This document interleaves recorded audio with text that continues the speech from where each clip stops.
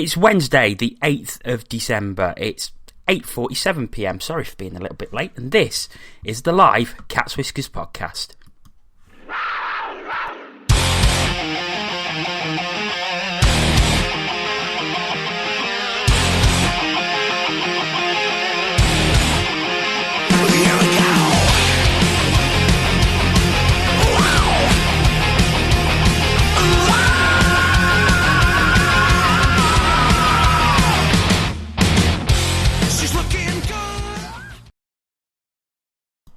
Hello and welcome to tonight's edition of the Cats Whiskers podcast. My name is Jono Bullard. We've got a really good show ahead of us tonight. We're going to be looking ahead to Panthers against the Cardiff Devils and the Coventry Blaze at the weekend. And we've also got a fantastic interview with former Panther Brock Wilson, who talks about everything from his own life, his own career path, DOPS, his time at the Panthers, and also the Pat Maroon controversy, which you may know that's recently happened in the NHL. To chew all over all that with me is Antoine Marie-Jeanne and Mr. Paul Balm. Say my name in an Italian accent. Mr. Paul Balm. Never do that again. No. Then hello. Dilly ding, dilly dong. Okay. Paolo Balmo. I can quit. I can just press that red button and leave. Can we please don't. That means they'll have to rely on me. Yeah, fair enough. Yeah. Cracking on. We're getting told off already. We're going to start with the games coming up this weekend for the Nottingham Panthers. On Saturday, Panthers travel to Arena, Wales for the second time in 10 days to take on the Cardiff Devils. A 7 p.m. face-off and a webcast will be available from Ice Time TV. So far this season, we played 3 games against the Devils, 1 Elite League, 1 Challenge Cup and Elite League double, and 1 Challenge Cup. Panthers with 2 wins, Devils with the 1 which came 10 days ago. Devils are currently top of the Elite League with 35 points from 21 games, which breaks down to 17 wins, 3 losses and 1 overtime loss. And I'll start with you. Another tough proposition going to the current runaway leaders of the league. Always, it's never easy going to Cardiff. It's even worse when you're on a run like we're on, and they're on a run like they're on. So, they're even when not playing well, they're finding ways to win at the moment. Cardiff, it's the hallmark of champions, you might say. We've just got to, we've got to hope that whoever's in nets for us has a really, top class game, and then maybe squeak a dilly dong off the post or something. I don't know. Paul, any confidence going into Saturday? What do you think? It's me. I'm not confident. Remember, like Ant said, it's going to be a hard old game. Where's the last place you want to be when you're in a run of form like we are? Playing the champions on their, the league leaders on their own ice. But I'd like to say that anything can happen, but I'd be very surprised if it did. Well, if you think back to 10 days ago, the Panthers actually had the better of the first 2 periods and were 1-0 up after that, and then sort of capitulated in the third.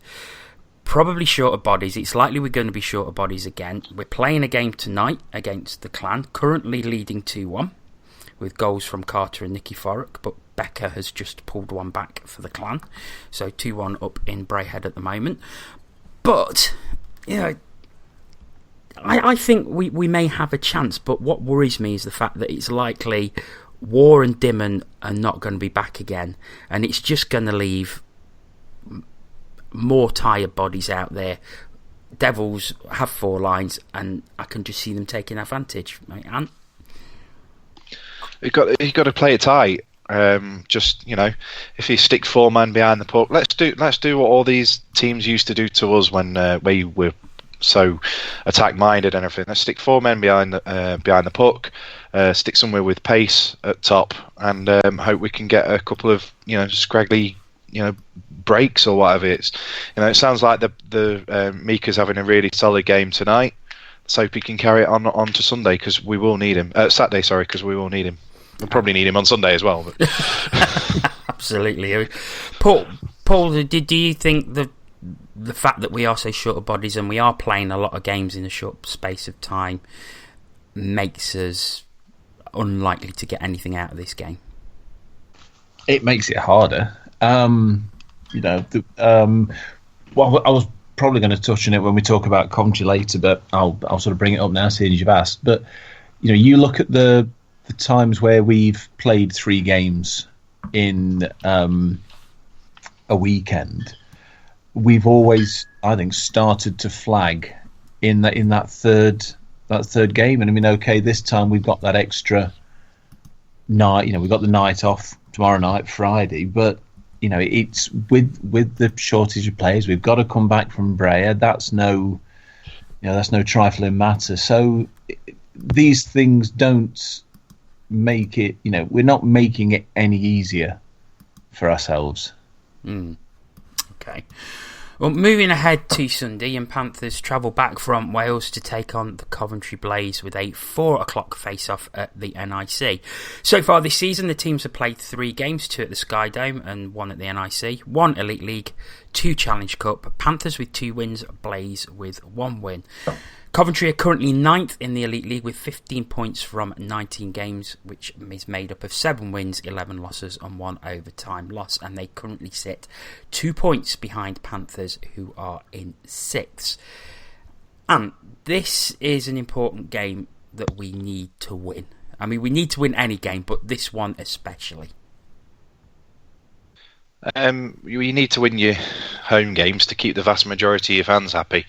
No doubt there's a big percentage of the Panthers fans there that don't tend to go away games. It does get expensive trolling up and down the country, especially midweek when you've got work the next day and what have you. But it's our first league game against Coventry at home this season. No doubt all the classics all come out as like, we don't like them, they don't like us. So we don't. It's a natural rivalry that's built up between the two clubs because of comments that their former coach made. We've got to beat them. You guys covered it on Tuesday's podcast in that it's scary how close we are. Not to being out of the title race. We're out of the title race. We are close to being. We could be 9th. Like you said, we could be in 9th position after this weekend if we lose both of these games, and then if Edinburgh win their games in hand, we're bottom. Yeah. It's unacceptable. We can't be in this position.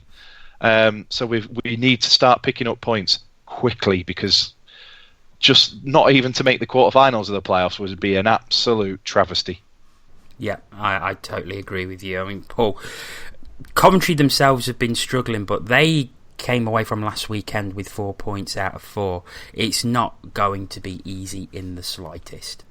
Well, no, it's not. And they're coming into it, maybe on a bit of form. Obviously, we don't know what's going to happen. Have they got a game on Saturday night? I'm just having a look. Yes, they're at home to Dundee. Well, yeah, form team. They lost their last game, so they'll win this one. But they're going to look at this right now and think that's a game we can go in there and win. They're going to say, we've had problems in Nottingham before, but it only takes, the way we're misfiring at the moment, it only takes Brian Stewart to come in and have a good game, and it's almost, it's like we were talking about Cardiff. Go there, keep it tight. If they do that to us, they've got every chance of winning it, and they're going to look. They might not necessarily in the past have looked at a game against Panthers in Nottingham as a game they could win. They will do at the moment. Yeah, and Blaze, they can be a dangerous team. They've got dangerous players. Brian Stewart, you've already mentioned. It only takes him to have an absolutely stellar game, and as you say, with us not firing on all cylinders offensively, he could quite easily end up conceding none or one. You've also got guys like Jordan Petrus, who's very, very dangerous up front. You've got guys like Ashley Tate, who, okay, he's 40 years old, but he still knows where the net is. We cannot take this sort of game for granted. And okay, we've got a very, very good record against Coventry at the NIC, but we can't take any game for granted. And don't forget, they also got Kevin Noble, who is extremely offensive. That's putting it I politely. think that's what I read somebody saying about him. He's got any number of offensive qualities. I take it that's a good thing. I'm sure Alex Nikiforuk thinks exactly like that after the last It could be worse. I could have said they got Liam Stewart, but I don't want to talk about him. Oh, no. dear. No, we're not getting into dear. that. But, yeah. But he's been very, to be fair, he's been very good in a Blaze shirt. Apparently he wears it well. Oh, guys. And we're stopping there. You can't get a Maggie May quote in. There's no point. I will say, Josh Godfrey as well, you've not mentioned, he's had a pretty decent start to the season as well. And considering he was largely anonymous for them last year. So he's actually, every time you see Coventry's highlights and what have you, he's always involved one way or another. So, yeah, they've got players that can hurt us. Definitely. Okay, so obviously both games, big games in the league this weekend. So if you can get down to the NIC, 4:00 face-off at the NIC on Sunday. Okay, sorry, good seats still available. It's still 2-1 in Braehead currently. We're coming towards the end of the second period. So we are going to go into the highlight of the show and something that we've been advertising on Twitter in the last couple of hours or so. Earlier today, I got the chance to talk to former Panthers defenceman Brock Wilson. We talked about a lot of things from his time at the Panthers, his views on DOPS, that was also in an article with Matt Davis in the Nottingham Post last week. Also his strength and conditioning training, his coaching, and also his comments on his friend Pat Maroon, who made some supposedly controversial comments about Connor McDavid's injury last week. It's a great interview. It's 22 minutes long, so settle back, get a drink, enjoy it. Here's Brock. It's always good to catch up with some of our former players, and this man is no stranger to the podcast, and we're delighted to have him back on again. Brock Wilson. Thanks for having me. It's good to finally talk to you again. It sure is. It's been a while since you've been on, since last season, and there's plenty for us to go at. But first, I want to talk to you about the article that appeared in the Nottingham Post last week, where you was talking about player safety and DOPS and the Elite League chiefs introducing fines for dissent. So, just overall, what is your whole thoughts on that? I was pretty upset when I saw the hit. I mean, you see in the article, okay, when I saw the hit. This is the Joey had the cross on Levi Nelson in Cardiff. Yes. Yeah. Now, we've all done hits. I'm totally guilty of it, okay? It is what it is. It's a part of the game. Things like that are going to happen. But there needs to be consequences. I've dealt with them. I've been suspended. And I just think that, you know what? Maybe if a referee, he doesn't see it. Okay, that's fine. The game happens fast. I'm not blaming the refs on the ice, per se, in this situation. But the fact that the Department of Player Safety reviewed that video and didn't see anything wrong with that play was embarrassing to me. You want to have a system set up where the fines, the suspensions are all consistent. There's no bias. Well, how can somebody sit there and say that they clearly watched that and say there's no bias in that league? It was upsetting to me because I'm told you I'm passionate about the league. I love the league. I had a great time over there. I want to see the league be at its best. And it upset me because I'm sitting there watching this as a hockey player saying, how do they not suspend this guy? It's a clear cross-check to the face, yet alone the fact that he had, 7 stitches and 2 teeth knocked out. It's mind-boggling to me, and it just reeks of foul play. Yeah. What about other incidents that you've seen? I mean, did you see the DJ Rutherford incident where he cross-checked Yaradagos of the Steelers and he did receive a 2-game ban? Yeah, and like I said, there's no consistency. There's no consistency whatsoever. It's like, if you're going to set a standard for a league, make it the standard. Be consistent with it, whether or not, teams are complaining, they think it's fair. The players are safe. They know there's going to be a suspension. They know that they're not going to be playing, and they're going to hurt the team. They're going to, they're going to think twice about doing it the next time, especially if you hand out a suspension that's worthy. I think that, if there's no consistency, players are just going to continue to go about it without, fear of reaping the benefit, the troubles with it. The biggest thing for me is that they saw it. They said, you know what, we're not going to suspend them. And there was no issue. Like you said, you can't pick and choose. There has to be a consistent standard for every league. And it makes the league look bad because now people are looking at that video all across the world and saying, gosh, that league's a goon league. And I dealt with it. You know what? Before I came over, all I heard was, you know what? It's a tough league, man. There's a lot of fighting. There's a lot of dirty hits, dirty plays. And you know what? I like that style of hockey. I can play that style. I wasn't terrified of it. I was kind of unsure what I was getting myself into. But you have a lot of great hockey players out there who would probably come to England in a heartbeat. But because there's that tag on the league, they're not going to come, or they're questioning it. And it's like, you know what? Do I come? Do I not come? And it's unfair to the league and it's unfair to the fans because they don't get the best product on the ice because of situations like that. Yeah.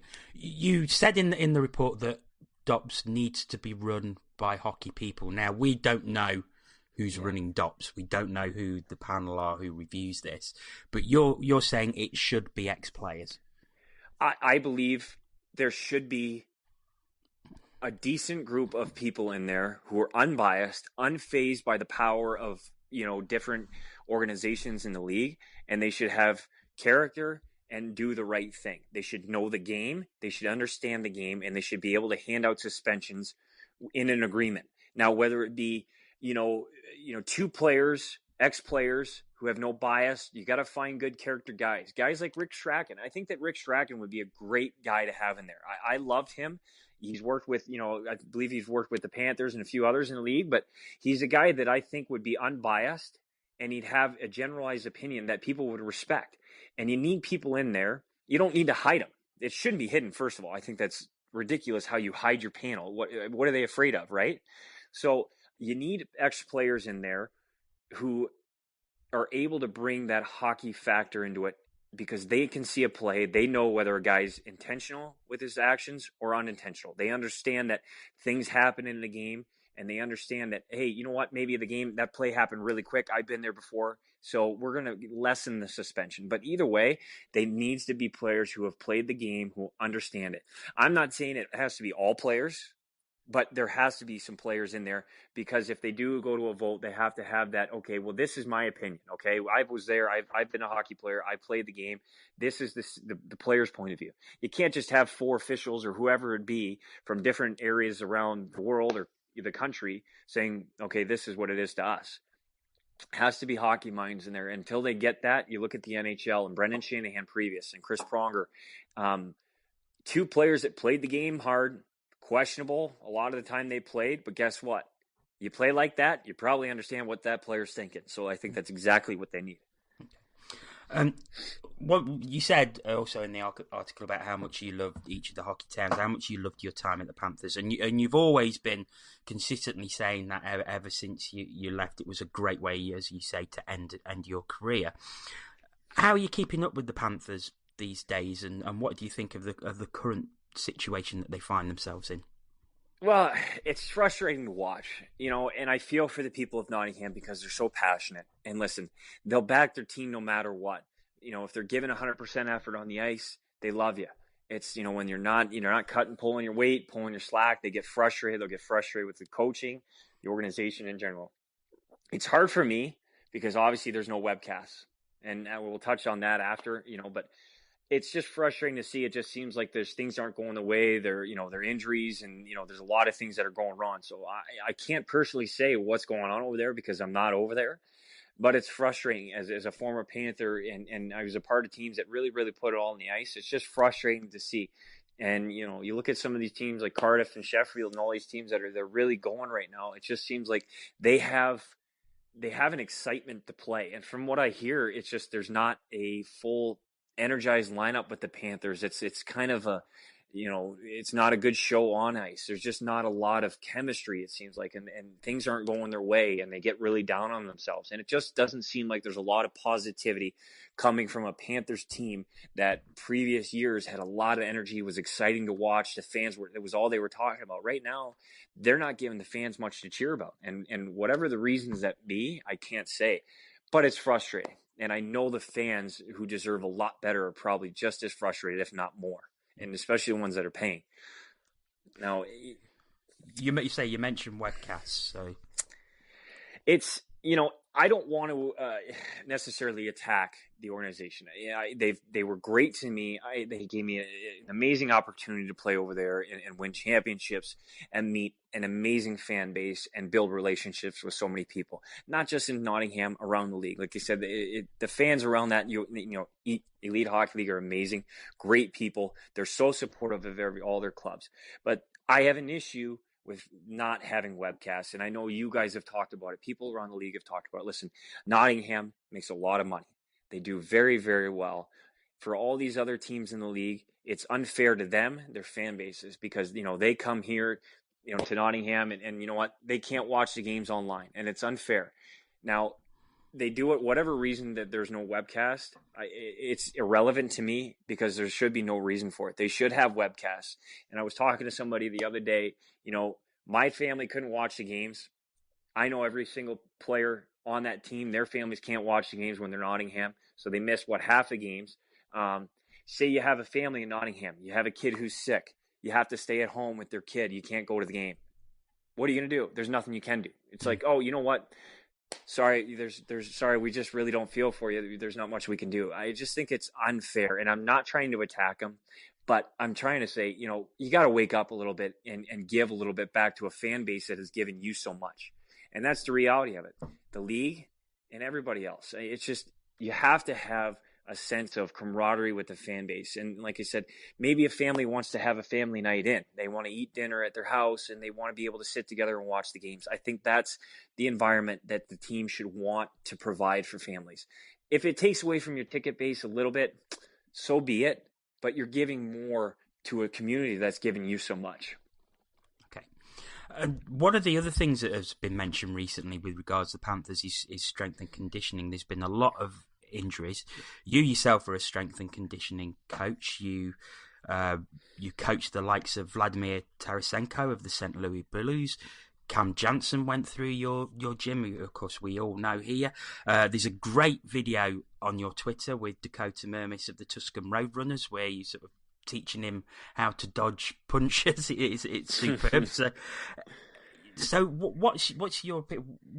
How important is strength and conditioning to a team?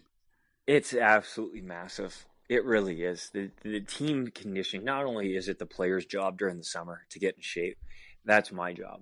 The guys come to me and they look at me to come into the gym, not have to think about anything, and me put them through workouts that's going to better them that next season, to endure the full length of the season, to be as strong as they can, as fast as they can. And that's my goal. And whether it be, the players are going to get in fights like Dakota. He's a tough kid, really tough kid. I love the way he plays the game.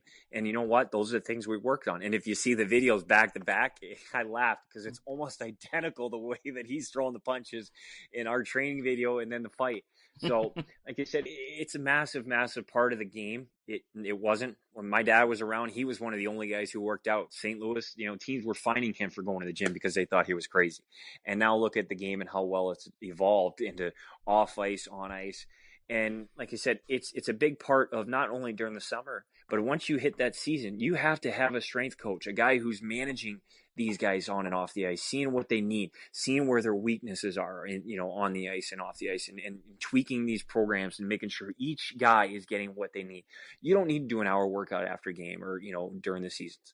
Okay. 20 minutes max. Focus on weaknesses of that player to elevate their game, because you don't want to tire these guys out, but they have to be doing something. They have to make sure that they have somebody in control that's a hockey guy who knows these guys' bodies more than they know themselves. And that's the most important part. It guarantees them throughout the season. If you do have little injuries, they're not going to be severe unless it's, obviously there's things you can't help, like concussions and things like that. But, it minimalizes those weak injuries, groin injuries, lower back injuries, and, hip flexors. It minimalizes that. And that in doing that, your team's going to be better in the long run. And like I said, the longer the season is, the more tired and fatigued guys get, the more injuries are going to go. And if you have a consistent program, that's going to minimize it. What about yourself? Because we mentioned strength and conditioning. You've been doing some AAA coaching. I believe you're in Ontario at the moment. So what's Brock Wilson up to these days?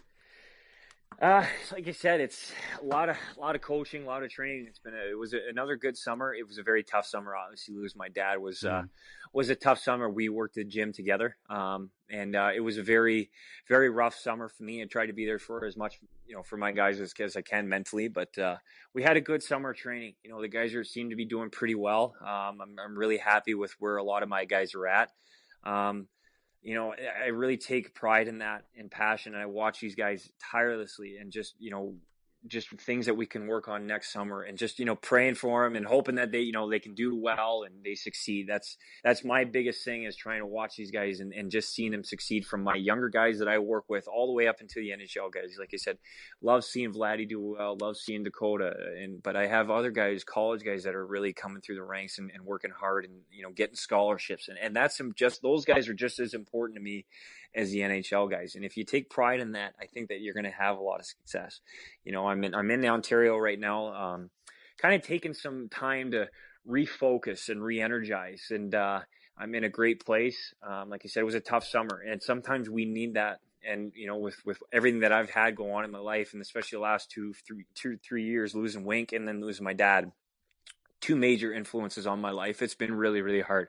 And I went through some struggles. I was in a dark place. And like I said, sometimes people's dark places are a little bit darker than others. And I just wasn't in a good spot. I wasn't happy with where I was at. Things started to lose meaning. And I started to lose inspiration. And I'm a pretty happy guy, as you can tell. And I'm really passionate. And I started to lose that. And that's when I looked at myself in the mirror. I didn't like where I was at.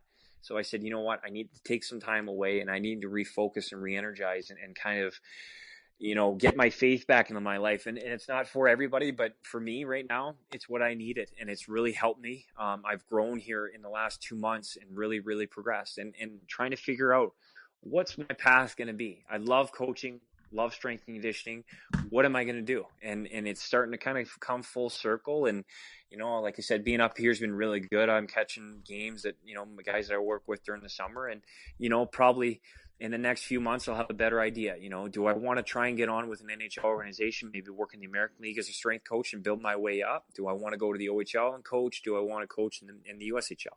All these things are going to kind of come to full term. And like I said, I'm just being patient and taking care of myself, because sometimes in life we don't do that. And that's where I'm at right now. I'm just kind of taking care of myself right now and getting back to where I need to be. And if I do that, then everything else will be good to go. So that's kind of where I'm at right now, keeping track of the Panthers and everybody else that, in the hockey world I've been involved with. And I'm very, very, very, very passionate about Nottingham. Like I said, the people have been so good to me. It's hard not to love them. And even around the league, but Nottingham fans have been so great and supportive in everything that's gone on with me.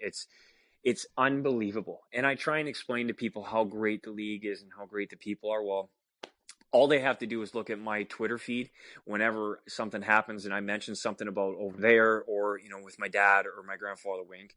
It's like a family. And that means more to me. I'll be forever indebted to the Nottingham community. And if I, want some point I can come over there and give anything back to them, whether it be coaching or helping out in any way, I would be all for it, because they've given me so much. Yeah. And it's great to hear that you're doing well and everything's going great for you at the moment. And it's wonderful to hear.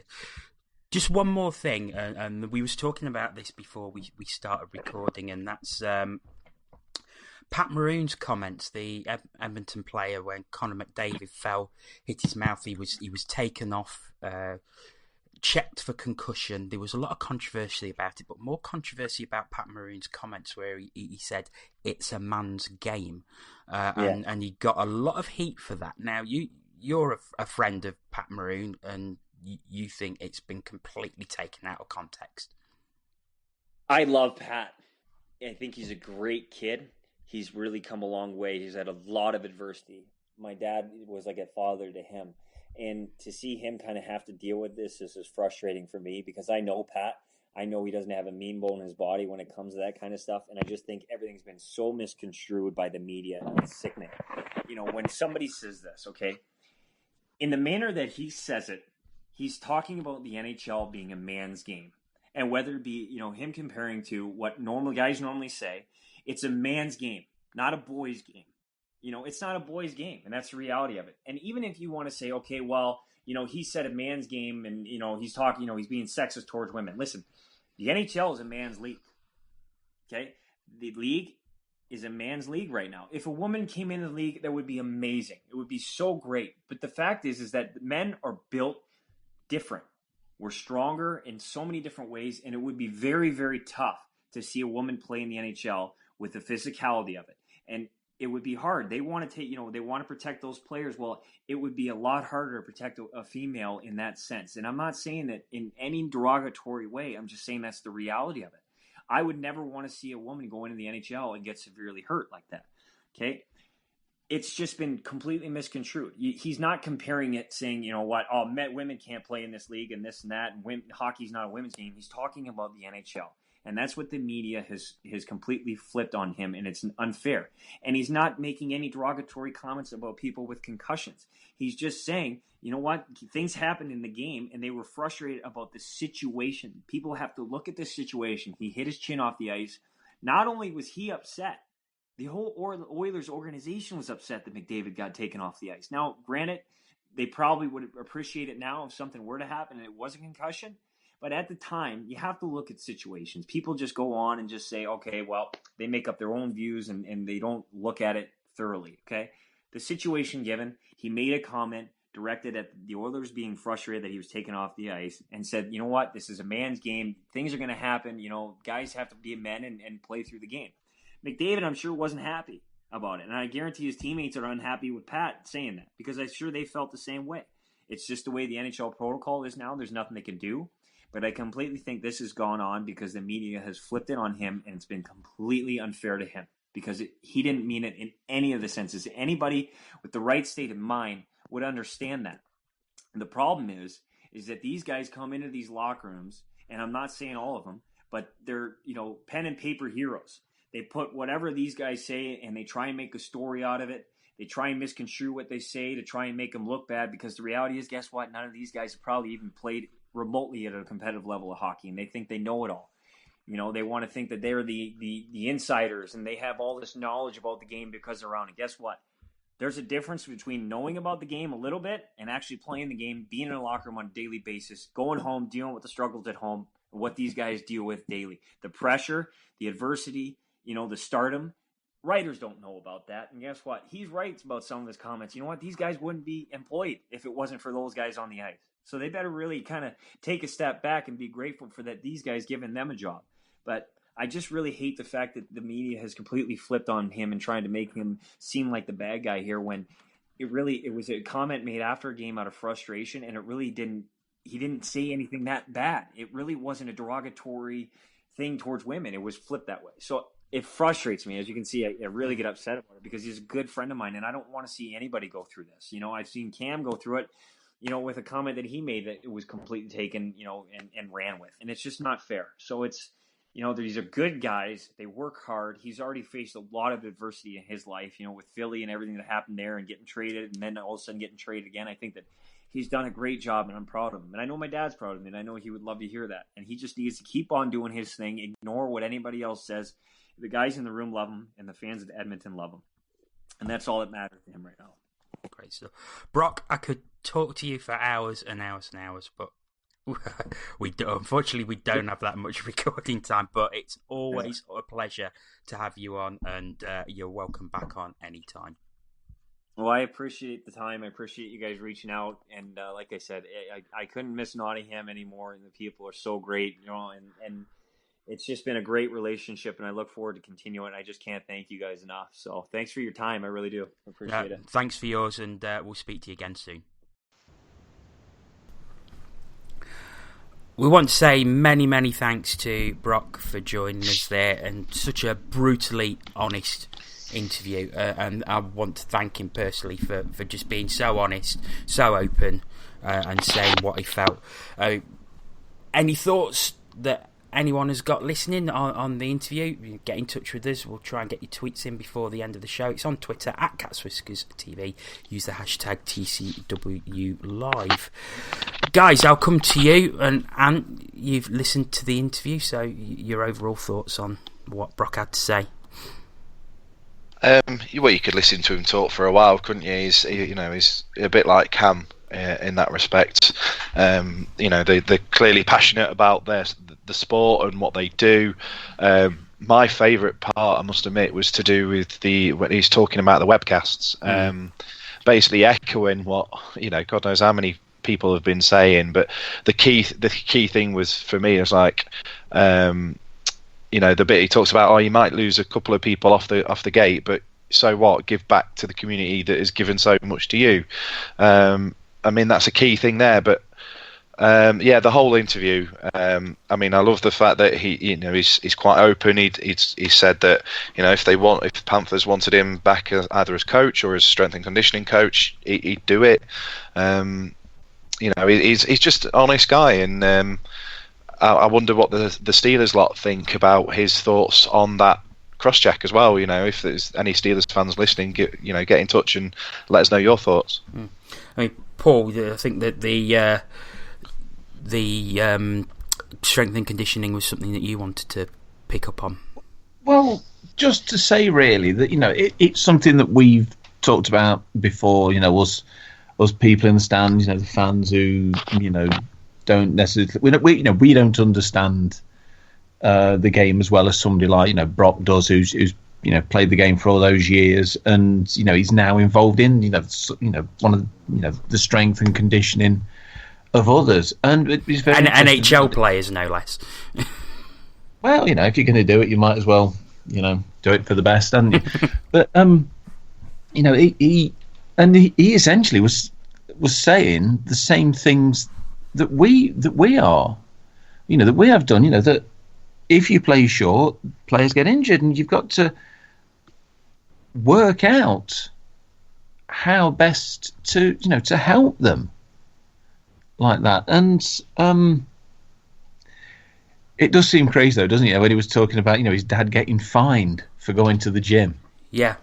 In this day and age, you think. Somebody just going off track just for once. Somebody, I think from Sheffield's put an old game in the old ring. Oh yes, versus Sheffield. Yeah, Simon Hunt, Les Milley. Yes, I remember it Les well. Milley's teeth, yes, were no longer where they should have been. You think hockey hasn't changed, and then you look at things like that. You listen to things like what Brock was saying, and you think, hang on, it has, hasn't it? Sports changed as well. The basic stuff is the same, but it's a completely different thing now. And if you don't move with that, then you end up losing out. Yeah, absolutely. Anything else that either of you want to pick up on from the interview? He doesn't like Dobbs, does he? No. We've had him on the show before, and like Anne said, you could listen, you could talk to him for ages, but I think that's the most animated about a subject I've ever heard him. And to be honest, he's got a point. Yeah. Well, it's like you said, player safety, and he's absolutely right. That incident, it was worth a ban.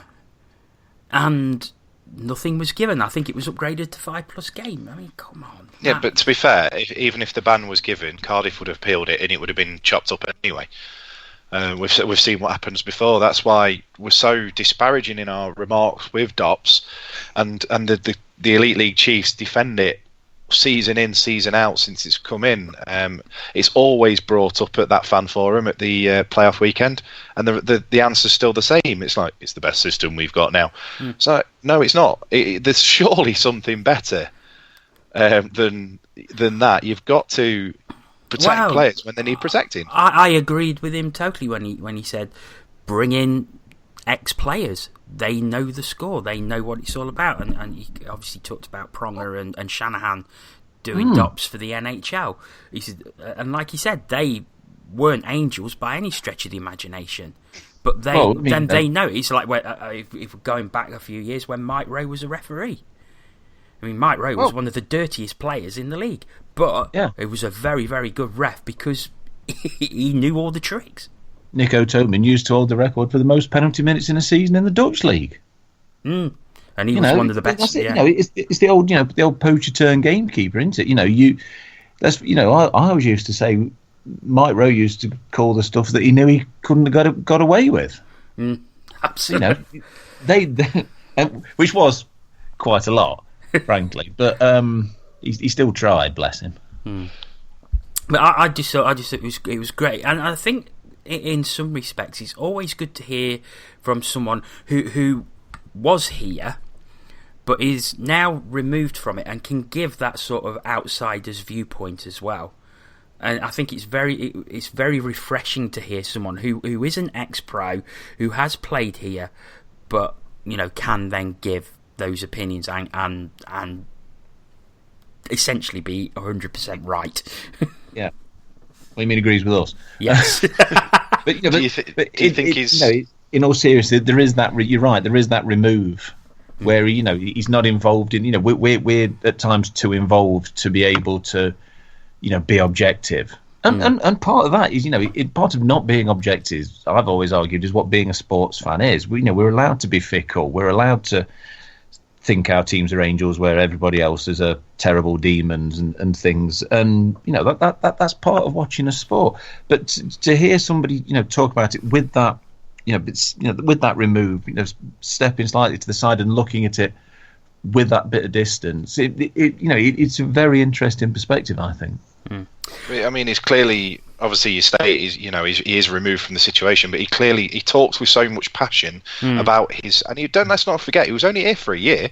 Yeah, albeit it was his last year as a pro hockey player, but to have that effect on him, he clearly loves talking about the elite league. Still follows the Panthers. I know he gets in touch with us on Panthers Hockey Live when how things are going and what have you. Clan have just equalised. Let's just talk over that. But I just wonder with some of his comments, has he put his foot in it now with regards to return while the current regime's in place? Wow. Yeah. I'll skip to a few of the comments that we've had in. Ian Pigeon, wow, utterly brilliant interview so far by Brock Wilson, an ex-player telling it how it is, Brock for GM. Colin Basford, wouldn't it be amazing to have someone like Brock running the organisation, someone who cares for the fans? Mark at PAC, or Mr. Pack 75, he says, I think Corey should be giving Brock a call and get him over here ASAP. And I think a lot of people will be thinking that. Jordan Gook. Would you employ somebody who's publicly said he wants your job? Good point. Jordan Gook, he says, great to hear how passionate Brock Wilson is about the development of the league. If only he could get involved more. And that's it. I think this is a platform. This is a platform for people to listen, not only to us but to what other people have got to say. And Brock's come on, and apply for jobs. Clearly with that passion. Why? Yeah, but why not? People hear this. I'm only slightly joking. I think it's brilliant. That people like Brock take the time to come and talk to us, and feel that they can talk to us, and without any sort of fear of what's going to happen to them.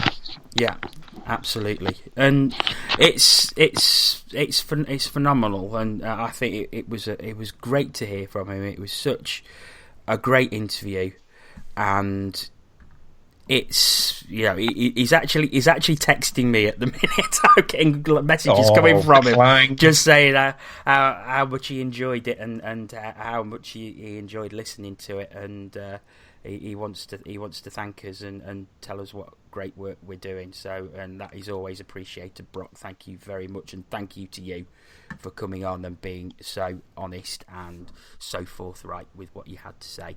And I'm sure we will have you on again before the end of the season if you're up for Get him his own feature. That's more than he's ever said. We could have the Brock Wilson corner. Yeah. Clan have just scored again. It's 3-2. Is it 3-2? Oh dear. Yeah. Oh, looks like Panthers are saving me some money for next week then. It's only one goal, Mr. Balm. It's only one goal. Yeah, right. Christmas is coming. Christmas is coming. You're right. Yeah. We shall wrap up this week's show with no Dops reviews this week, which is a surprise considering what was being said after Saturday and Sunday's games against Sheffield. So no reviews put in, which is all well and good. The new TV show started tonight on Fast Runner Sports. Front Runner Sports. Apologies. It started at 6 o'clock, a highlight show for the Elite League. I think from looking at Twitter, it hasn't been very well received, sadly. I haven't seen it yet. I've got it on the Sky Planner to watch a little bit later. So, guys, either of you see anything of the show? I watched it. I watched it on. I'm lucky enough that I'm on one of the platforms that it's on. So, it was not really any different to the Premier Sports show, except you've got Seth Bennett instead of Aaron Murphy. But Murphy was in front of the camera at the beginning. I from a highlight show, I really want to see something similar to what we had on Sky when it was Simsy and Strax that did the presenting. I'd like to see them, show the highlights of the games, but then actually discuss what happened in the games, between them, give it, sort of a match of the day style. But obviously with the amount of highlights that they've got, the games to cover and everything, it'd probably mean way more than a 1 hour show. But, to be fair to them, it's the first show of the season. It can only improve.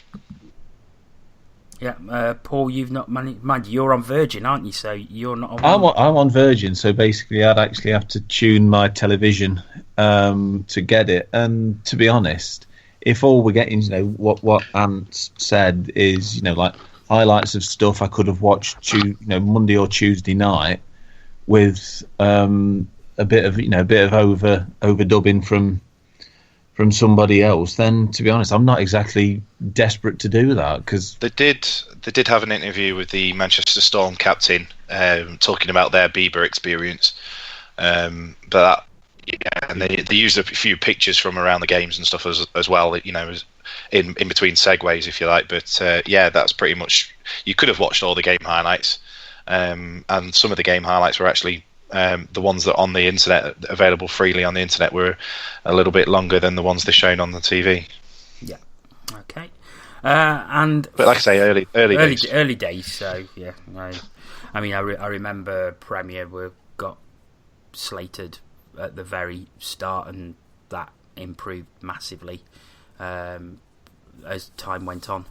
And I thought the playoff coverage on Premier last season was absolutely superb, to be honest, when I watched it back. So okay, we will finish with one other bit of news, and the Nottingham Panthers Supporters Trust, which we've been talking about over the past few weeks, their second meeting, it will be taking place from the 2nd of January at 6 o'clock in the Bunkers Hill Inn. All are welcome, and Rob Scott, who's been putting the Supporters Trust in place, we will be getting him on a show over the next couple of weeks before the meeting takes place, just so he can talk about what it's all about, what you can expect, and also what it's not about as well. So keep an eye out for that, and we will be talking to Rob very, very shortly. Okay, I think we will wrap it up for this week. It's still, 3-2 in Braehead? It is, yeah. It is. So Panthers, save me that money. So Panthers 3-2 down in Braehead in the first leg of the Challenge Cup quarter final. All to play for. All to play for. Good, the second leg. I'll tell you something. And this is non-binding. if we win, if we get through to the semi-final, I'll get myself a Matt Keith tattoo. Why? Why would you even do that? Oh, dear. Have a look at Caps Banter Army's Twitter and all will be revealed on that one. So that is it for tonight and for this week. We will be back again on Monday looking back at the weekend's games.